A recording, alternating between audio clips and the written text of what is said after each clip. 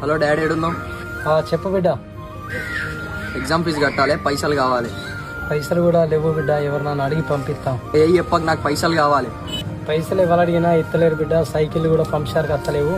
ఇవాళ నన్ను అడిగి నీకు పంపిస్తా బిడ్డ. అసొంటో నీ మరి నన్ను ఎందుకు చదివిస్తాను? పట్నం ఎందుకు పంపించినావు? ఇంటికాడ ఏదో పని చేసుకునేటోని కదా, గాని చెప్పక నాకు పైసలు కావాలి. సరే బిడ్డ, ఆగు రాగు, ఎవరన్నా పైసలు అడిగి పంపిస్తా. ఒక 10 నిమిషాలు ఆగు బిడ్డ. అవ్వ కొడుకు ఫోన్ చేసిండు, కొడుకు పైసలు పంపించాలంటే ఏమైనా పైసలు లేవా?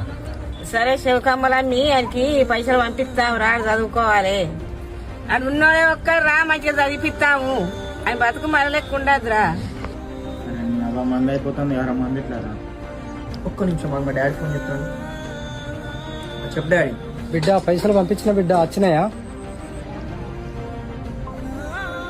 పైసలు కొడతానా ఇప్పుడు, పోయి 5 బీర్లు పట్టుకరాపో. పోతానా కొడతా పోయి. అది ఉన్నోడే ఒక్కరు రా, మంచిగా చదివి. అవసరాలకి ఇంట్లో వాళ్ళని డబ్బులు అడుగు మామ, తప్పులేదు. కానీ చదువు అన్న పేరుతో డబ్బులు గుంజకు మామ, ఆ దేవుడు కూడా క్షమించాడు.